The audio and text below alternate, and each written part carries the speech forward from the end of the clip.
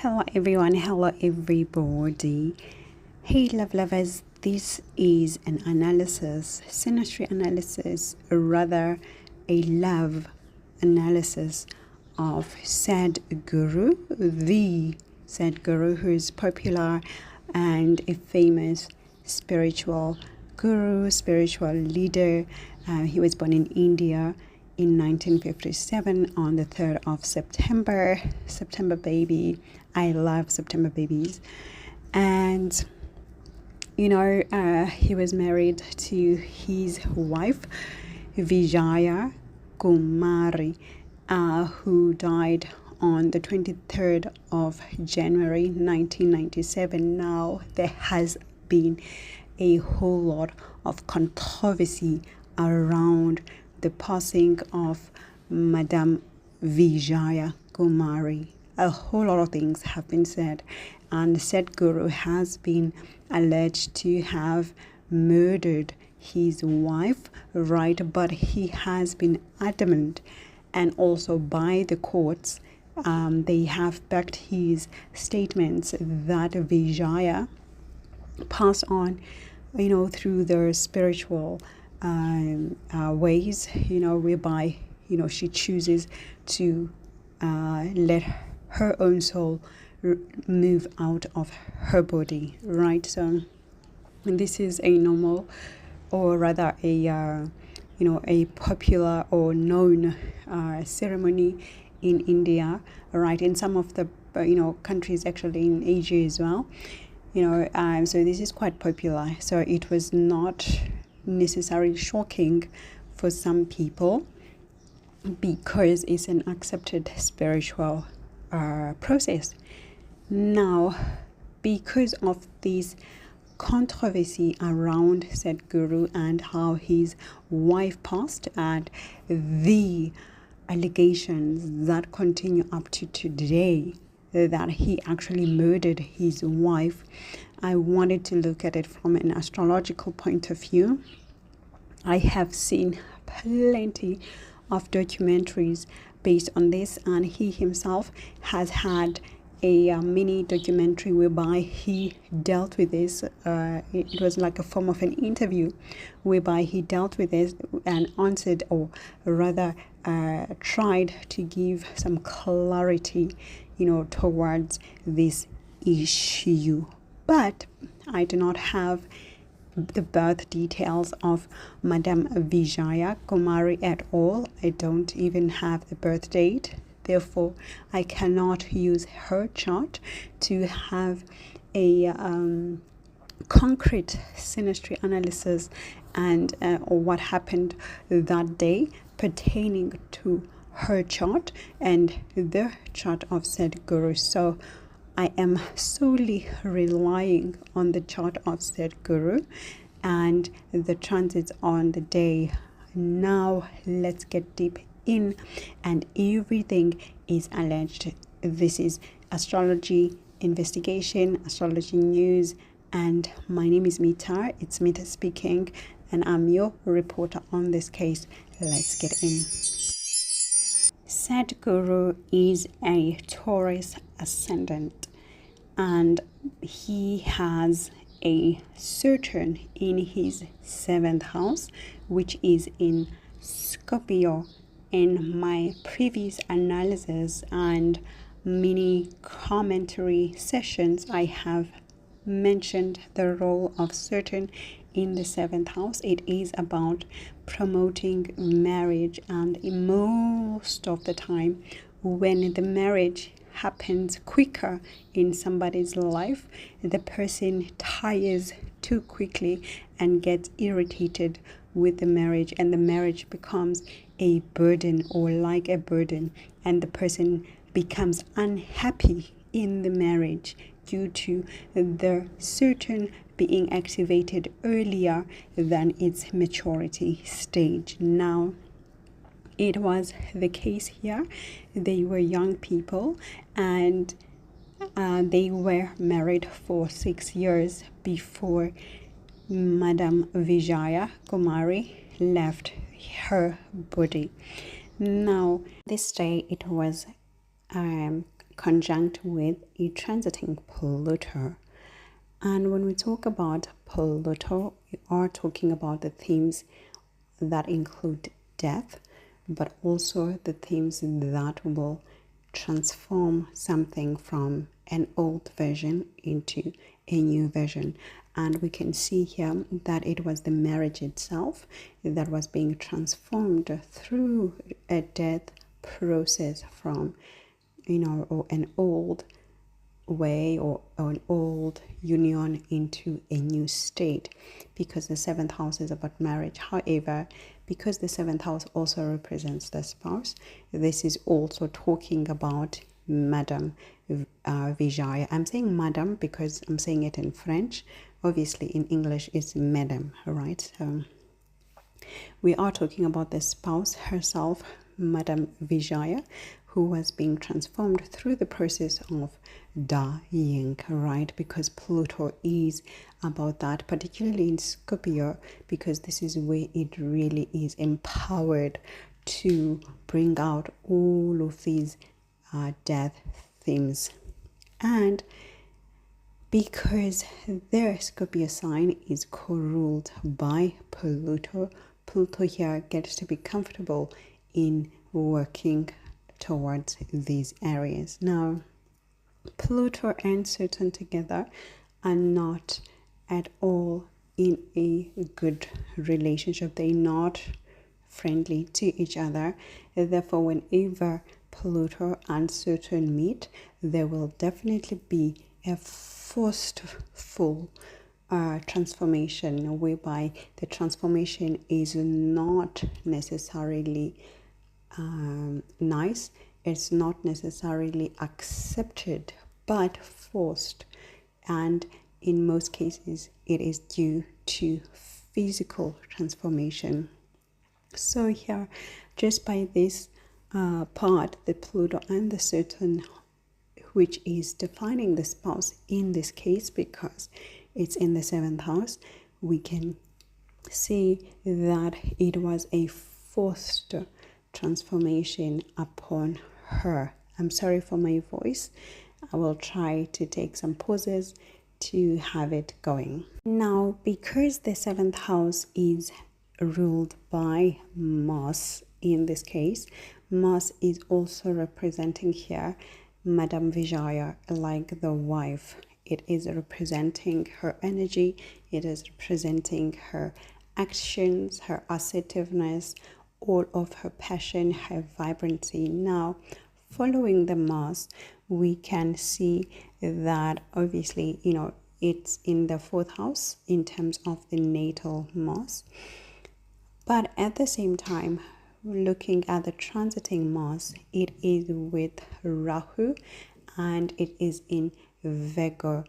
Now, Virgo is about the fifth house. It's about health and our routines and our chores and things we do, but it's also in the fifth house in terms of this chart of Sadhguru. Therefore, there is here troubling factor when it comes to her health. There is a troubling factor that is affecting her daily routines. She's under stress and potentially lots of enemies that are in her vicinity. However, because because it's in the fifth house, it is obviously also including some romance or romantic vibes if we are closely relating the matter to Synastry. Now, because the fifth house, it is about intimacy, romance, and the people that we date, we do know that there was a third person, a third party in this marriage. It is alleged that Sadhguru had another woman who was known to the wife as part of the trio in terms of the love, and therefore having all of these troubles relating to her health, relating to her stress and the intimacy, the love, the relationship, the dating itself, you can see that it was aggressing her well-being, like it was an aggressive matter or an aggressive element towards her health, because this is Virgo. Now, let me take a pause. Looking at the Mars in a close perspective, because it's important, you must remember it's representing her, who she was, because we don't have her chart, so we're relying heavily on that 7th house and on whatever is represented and is coming from the 7th house of Sadhguru. Now, with this Mars, it is highly indicated, my gosh, that she was feeling like somebody who wants to do for other people, but at the same time giving up themselves, like a sacrificial lamb, right? She was feeling a whole lot of sadness. And again, everything is alleged. This is from an astrological point of view for research purposes only. She was feeling a lot of sadness. She was a sad person who also could have been feeling like a victim or victimizing herself or putting herself in situations that were making her a victim. Now, why is this important? It is important because the result of this is self-isolation. A whole lot of people who are facing Mars in Virgo at this point, they are having a lot of self-isolation. They will make rash decisions with impulse, but then these decisions, they lead up to self-isolation. So in this case, with all of this anxiety that she was feeling, because remember, this is Virgo and Mars in Virgo is highly agitated, like she was feeling also a bit of like false hope, like wanting to believe something that was not there, relating to love, relating to intimacy, to relationship, because this is also conjunct with the transiting Rahu and the natal Venus, the natal vertex, and the natal Jupiter. Why is this important? It is important because having the vertex here at this point, it is indicating that for both of them, this would be the changing life forever. And it was indeed the case. Now, having this Rahu here is also leading us to know that there were taboo things happening in the relationship and the love life of Sadhguru. As we know, of course, a threesome for some people is quite a lot. Some people find it taboo. Some people find it a bit raising eyebrows, because not a lot of people are used to a man having two women who agree to be sister wives or whatever, right? But from this chart, we can see, definitely I can see that she was still unhappy within. She was struggling to accept the situation, even if she would have verbally accepted it, but she felt like a victim, or she was put in a place whereby she was victimized, or her love or her health was victimized. Now, making rash decisions, it also leads to deciding that she's going to do something for the sake of other people, or to save other people, or to give a better position for other people. But through these rash decisions, there are people who also suffer. And because this is the 5th house, it is obviously also the child that she left behind. Their child was 7 years old at the time. So all of these decisions impacted quite a lot of people. Now, going closer to that 5th house zoning in, we do have the Jupiter and the Venus. Now, in terms of Jupiter, we are talking about beliefs and belief system. This is why there is the talk, that she did all of that leaving her body in order to fulfill a belief or a spiritual goal. And of course, because it is with Jupiter. Now, Jupiter in Virgo is going to be quite practical and rather not spiritual. So what it means here is that there would have been an aid from Sadhguru to help her plan or to give her advice on how to leave her body. He would have given her methods of how to do, what to do. And with these methods, this is whereby she would have felt victimized, because it is under the rash decisions and not properly calculated because of the mass of the impulse of the rush, and at the same time of agitation regarding the relationship situation, because it all goes back to the relationship situation, because there is a Venus here and it is indicating to a Rahu factor whereby there's a third party. So it would have been she would have wanted to escape basically the situation, and to escape through a belief system or a system that would be seen as acceptable. But it was well calculated, well planned, due to the Virgo sign. Virgo is about planning.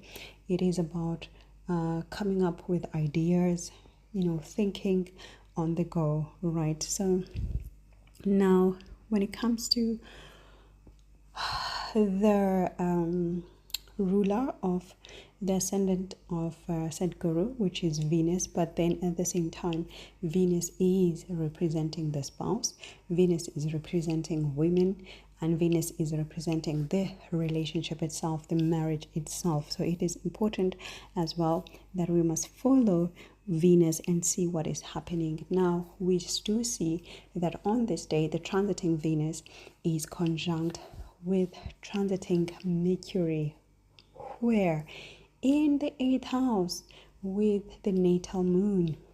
What is happening in the 8th house? We are talking about self-harm. When we are looking at the 8th house, this is a house of self-harm. This is a house of being ambushed by somebody else. This is a house of murder, being offed by somebody else. And here it is not about the moksha, finding moksha in the way that you leave your body and you go to another level, because then that would be the 12th house. But the 8th house is sudden. These are sudden events whereby you don't plan to leave your body, but then somebody else comes and ambush you, or they give you an advice that is rash, that is under impulse driven, and then you do that. So now, seeing that there's Mercury here and Venus in the sign of Sagittarius, again belief system, and with Moon, it is quite evident or apparent that she would have received counsel, because Sagittarius is about counsel, is about receiving counsel from a higher being, from your teacher, from your spiritual mentor. She would have been counseled by somebody else, coached by somebody else, because this is Mercury again, planning on how to remove herself from her own body. But because here there is Moon with this Mercury and Venus, it indicates there was also manipulation which was involved, mind manipulation or mental deception, which would have played a role here, because when you add Mercury and Moon in the 8th house, you are getting manipulative behavior, you are getting lies, exaggerated stories.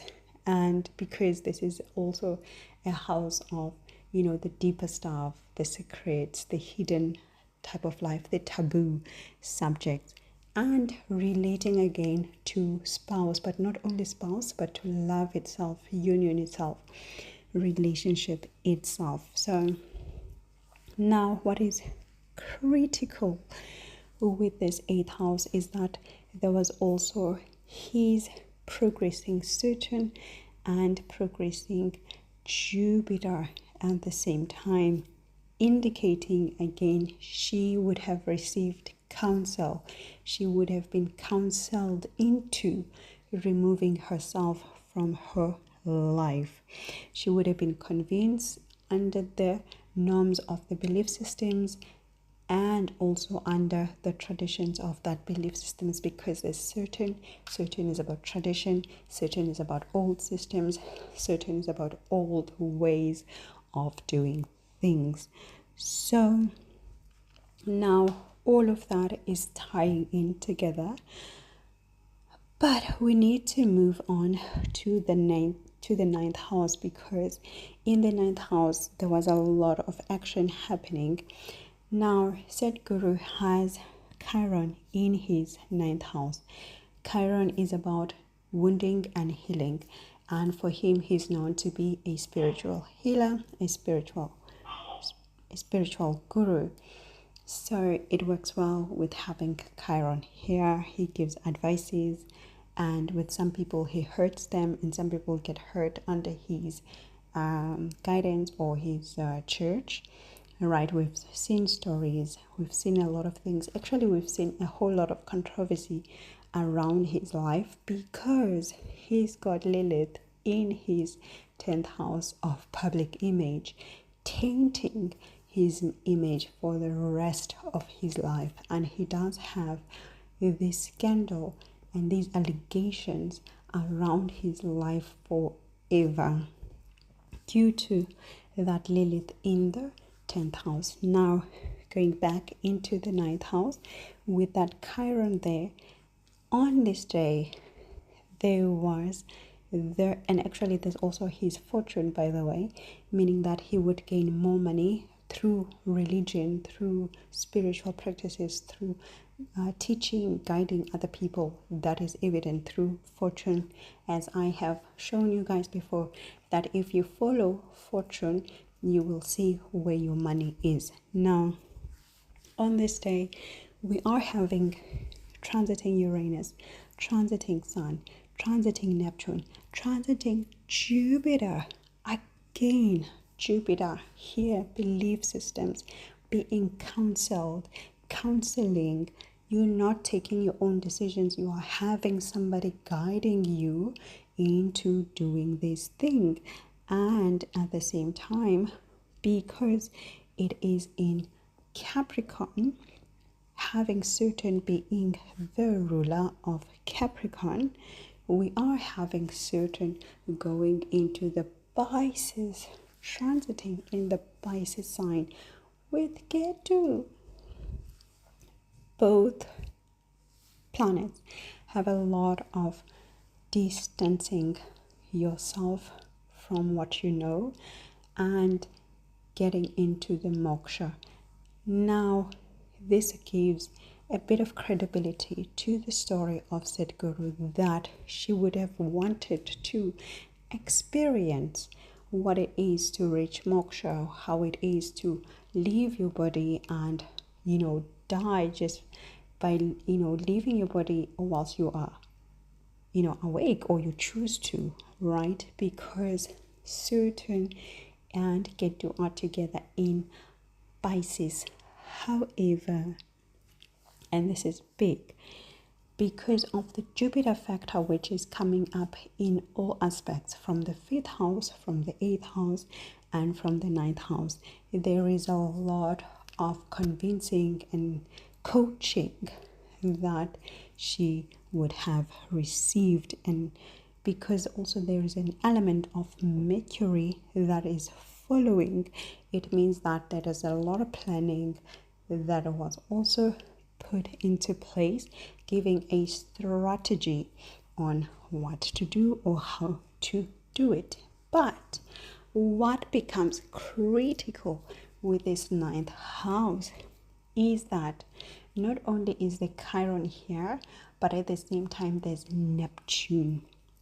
Neptune and Sun together, you are going to have coverage of who the person is and what they represent and what they really want to achieve. And at the same time, Neptune is about giving false hope, giving false counsel, because it is conjunct with Jupiter, and emphasizing this holistic way or spiritual way, but at the same time being made like a practical solution, like this is the solution to this problem, or to how to reach the moksha. You have to do this, because also it's a practical sign. It's Capricorn, again another planning. There was a lot of planning, a lot of thought put into this process that she experienced. Now, cunning as well, because Mercury is cunning, deception, because there's Neptune, and also giving this martyrdom image that if you do this, maybe you're doing it for a better good for you, for everybody else around us. Now,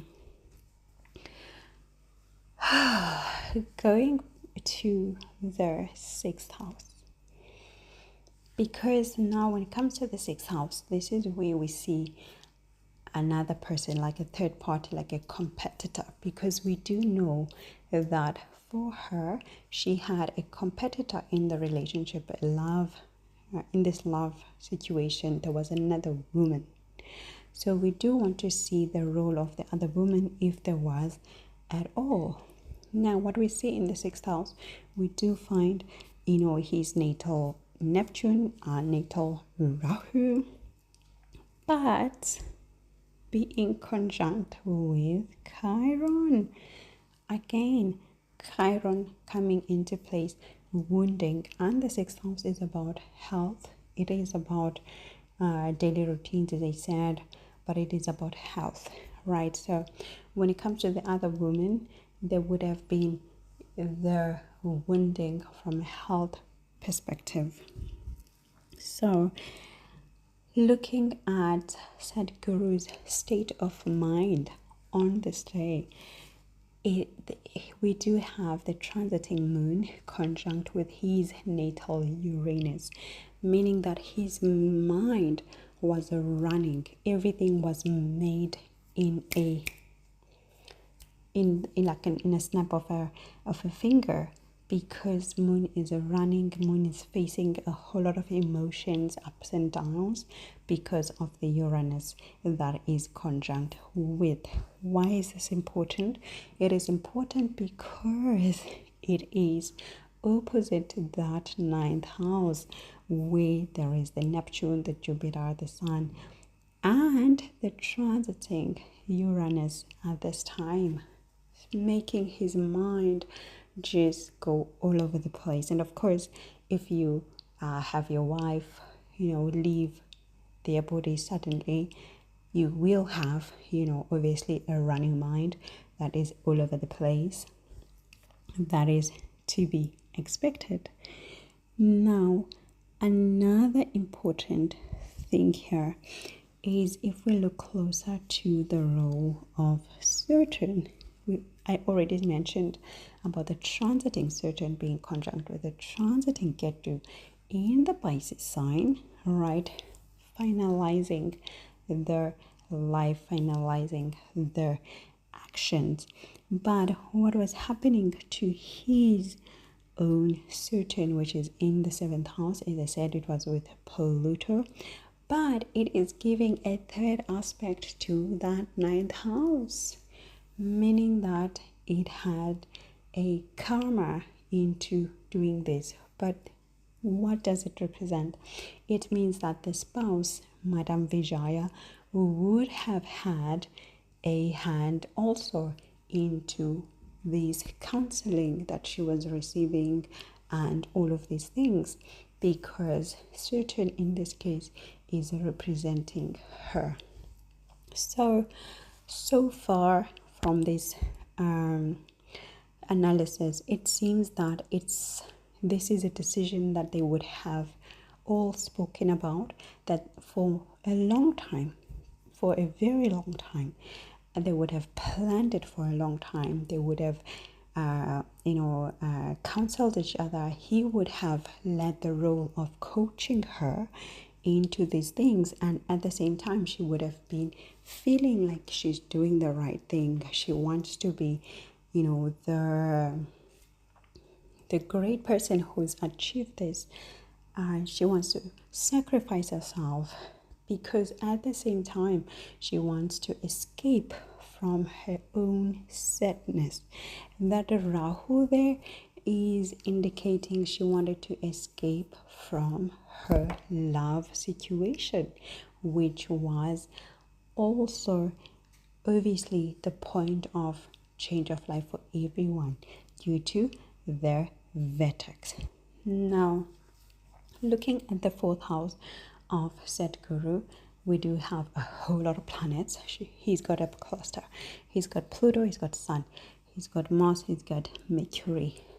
What it means here is that in his home life, there was a lot of turbulence, a lot of anger, a lot of outbursts of anger, right? But obviously in the public, people wouldn't see this. But in the house, there was a whole lot of contention and anger and fights and troubles, which were also influenced by pride, by ego, by wanting power, wanting to rule. But on this day, all of this cluster, all of this energy was conjunct with the transiting Lilith, indicating something sinister within the home. And of course, we do know that she passed away while she was at home. She did this at home. But because Lilith is about controversies, there is a lot of emotional controversy that was attached to this situation within the home. There's a lot of emotional manipulation, emotional baggage that is coming in with this Lilith on this day. Finally, I do have his progressing Mars conjunct with his Ketu in the 12th house. Mars and Ketu will create an explosive explosion in Aries. They will want to physically harm, to attack the body, because Aries is about physical appearance. They will want to stand up for the body, being number one without anybody else in the vicinity. So having his progressing Mars with Ketu, it does show that he would have had some aggression experience, so either by plans or by impulse, because Mars is about impulse. Mars is about doing things with aggression in an impulsive manner, but at the same time with surety, because in Aries, this is where Mars becomes sure, Mars becomes decisive, Mars becomes passionate and a go-getter. Nothing will stand in the way of achieving this, right? So now let's get deeper into the Navamsha chart, because this is where we see a secret of what happened on that day. And to remind everyone, this is for research purposes only. It cannot and should not be used in any legal proceeding. It is based on astrology, and it is alleged obviously from the get-go. Now, looking at his Navamsa chart, this is where the whole picture opens now.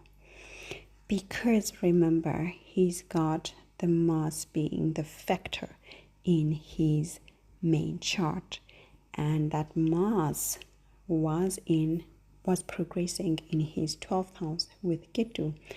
Also, the Mars is representing the wife, the Vijaya, meaning that she would have had taken, that decision in an impulse way, a rash decision to end her life, because it is with the 12th in the 12th house with Ketu, and wanting to reach the moksha, wanting to destroy the physical body, therefore to accept the spiritual body, right? And at the same time, because this is his chart, it would also indicate his own play, his own decisions, his own rules, right? So, in the Navamsha chart, when I am tracking the Mars, I now see the Mars being conjunct with Rahu with vertex. That vertex again is coming to play a role here, indicating that she would have wanted to end suffering, because again it is in Virgo. Again it goes into Virgo.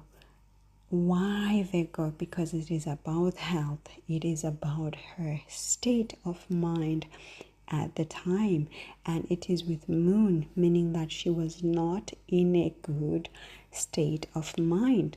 She was feeling proud.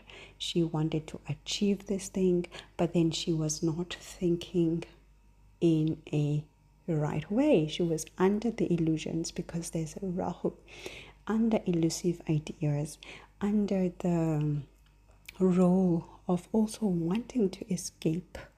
There's a lot of escapism here, wanting to escape her daily life, because of Virgo, daily life, what we do on a daily basis, right? And at the same time, we are finding that transiting Pluto was conjunct with the natal Mars. Again, Pluto, Mars, death, transformative ideas, and with Uranus happening so quickly, so suddenly. Yes, planned, but it would have been something that he spoke about for a long time, and then suddenly on that day, maybe she would have said, this is it, I want to do it now. How do I do it? And do this, do that, do this, do that, right? But because Venus is also important here, it represents the marriage, it represents the spouse, women, and all of these things. It is with Mercury, remember, conjunct with the natal Mercury and Neptune. And Neptune, she was not in the right state of mind. She thought what she was doing was what was needed to do, and she was counseled, she was coached into doing this, how to do it, because it is under Sagittarius. Even in the Navamsha chart, she would have wanted to achieve a belief that she believed in, Sagittarius, a goal, but at the same time, she was not thinking clearly. There's Neptune, her mind is clouded. Mercury is retrograde. Mind is clouded. Mind is not thinking logically. And there's coaching that she's receiving. constantly, sweet words, spiritual words, encouraging words, motivating words. This is the right thing. This is the right thing. Do this, do that, do that. Now, in the 8th house of the Navamsha chart, we're having Jupiter, Neptune, Sun. Again, the 8th house is coming into the shore. 8th house is not about the peaceful depart, from body into the spiritual. It is about a sudden thing, a shock thing, a taboo way of how to move about. And so also there's a Uranus in this 8th house.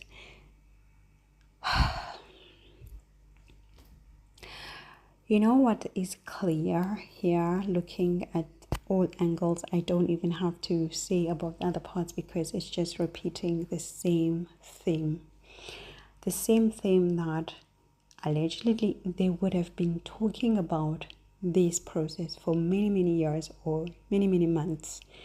And then suddenly, then it happens without necessarily having that final stage of finalizing the plans or getting into agreement, but it was done so abruptly, decision taken so abruptly, and in a shocking way, in a taboo way, in a way that is not a peaceful transit from body, but a forced transit from body, a shocking transit from body, because it's 8th house, so equal to self-harm rather than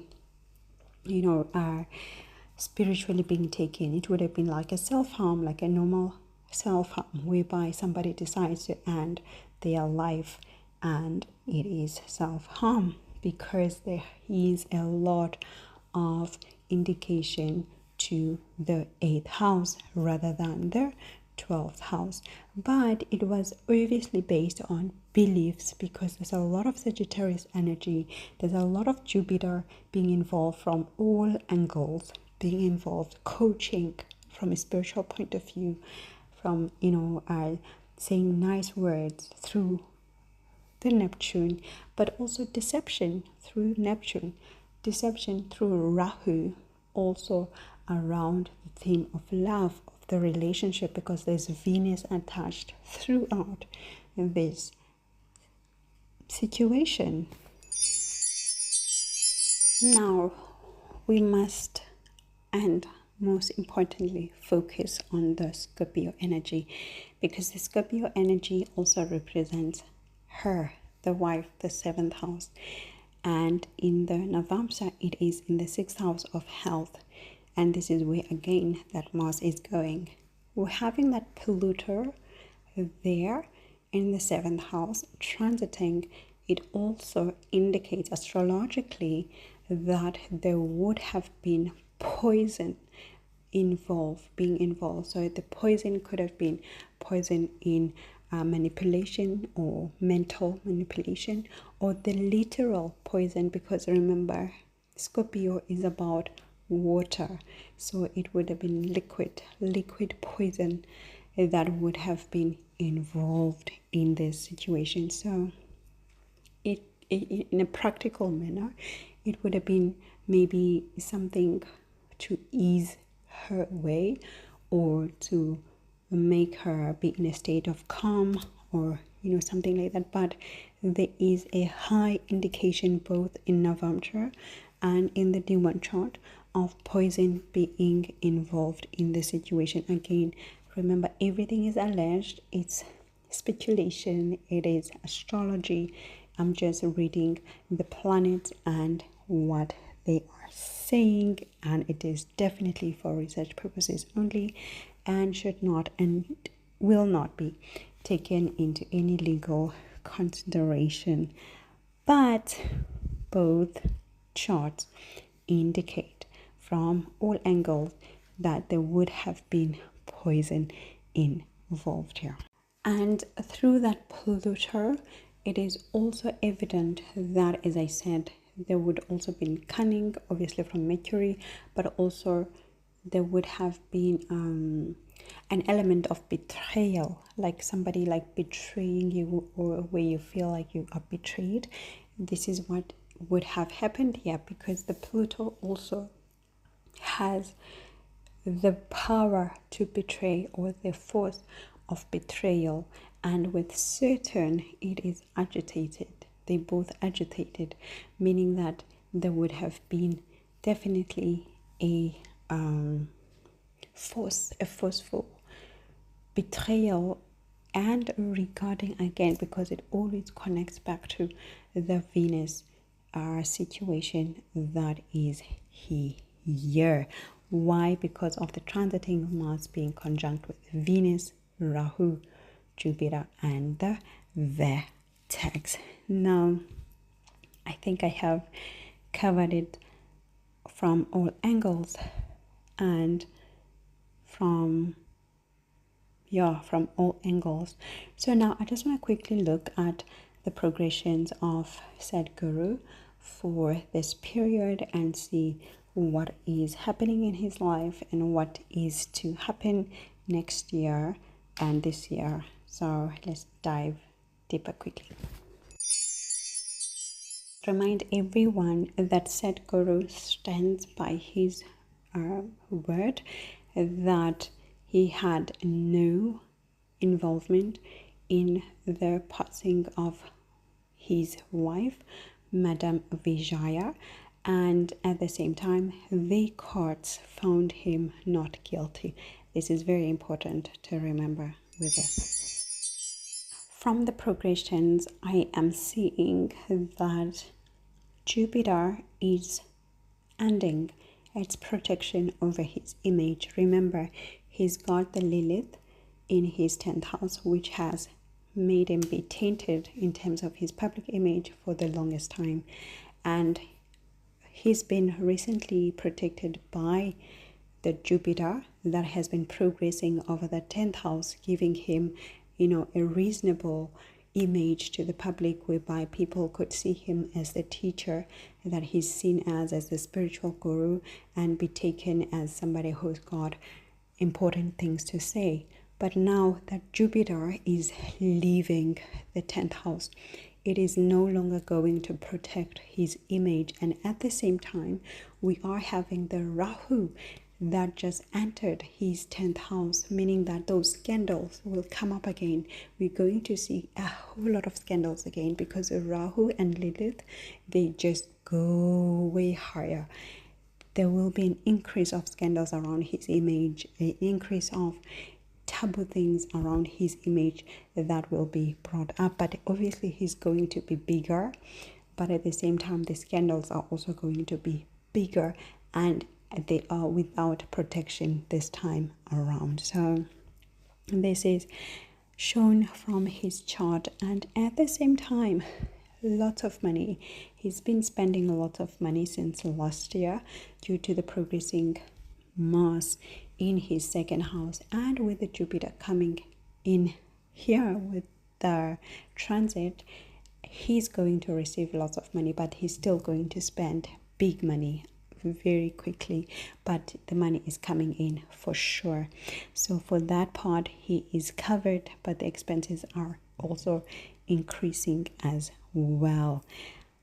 At the same time, I do see that when it comes to this year and going into the next year, early next year, looking at his Jupiter now, it will be in Pisces, finalizing his journey, and at the same time finalizing his spirituality. So he's going to be experimenting with quite some new forms of spiritual things, or going deeper into learning about spirituality, or into practicing the spirituality. However, what I do see is that due to this progressing Jupiter in Pisces, he will be proposed some money, and with this money, or gain or profit, but he will be proposed something, a goal or something that he can win a reward, that will be to exchange his belief. Like it will be something, he will be required to do something that is against his own beliefs, because the progressing Jupiter will be against his natal Jupiter at this time. And there will be money involved. Maybe somebody, government or an organization, they pay him and they say, you must promote this belief now. You must tell people this is good to do. You must tell people to practice this, and then we pay you for that. But at the same time, it would be against his own core belief system. But he will do it because at the same time, Jupiter, it feels comfortable in Pisces, and it would be a belief that is for or will affect a lot of people.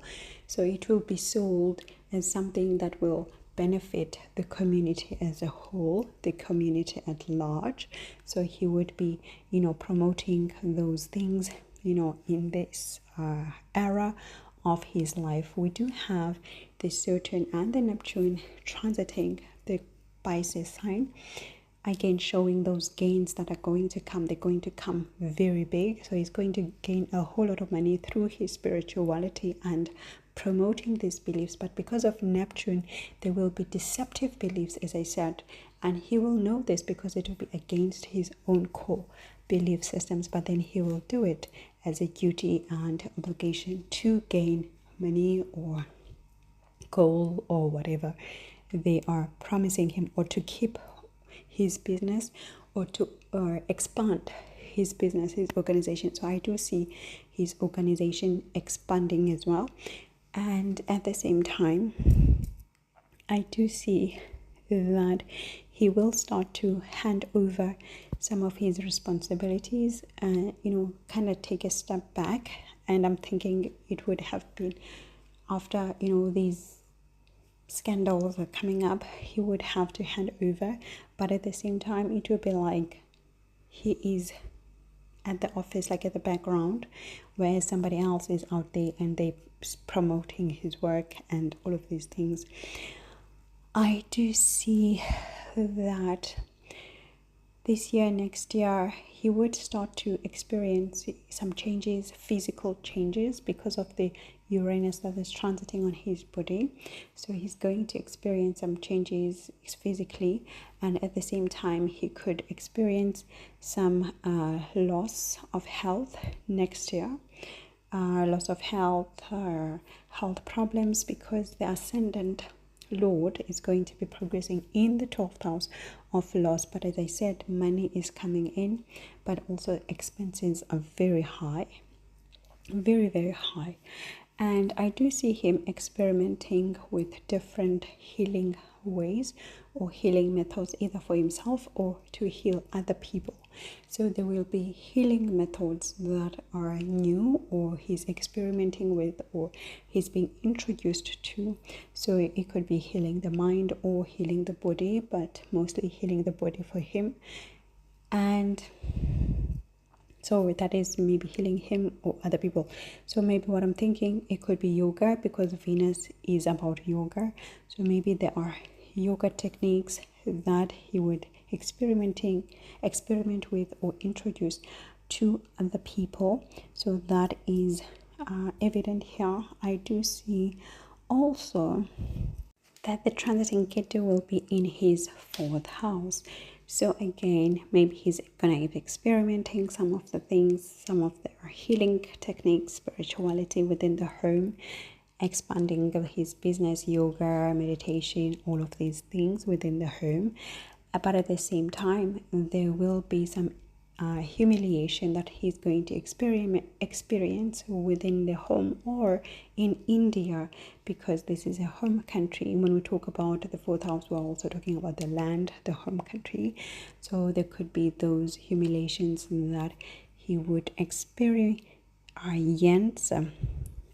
Now there will be a lot of talk, of course, about this, and a lot of transformation as well is to be expected with him, mostly about his ego as well, how he's seen and his image and what he stands for. So there's going to be a lot of change really in how he's seen and what he's representing, both physically and spiritually, or in a healing way, coaching way. This is evident, right? So what else am I missing here? So he does have the transiting Lilith in his 6th house, again pointing to health. So something relating to health, is to be expected. And of course the transiting Pluto in his 9th house, again something relating to beliefs, whereby he could be introducing a new technique or changing his beliefs, like not changing but experimenting with new ways of healing, maybe spirituality and all of these things. So my name is Mita. This is Mita speaking, and this was your astrology investigation. And for now, I'm gonna say thank you. I'll chat to you soon. A bientôt and ciao.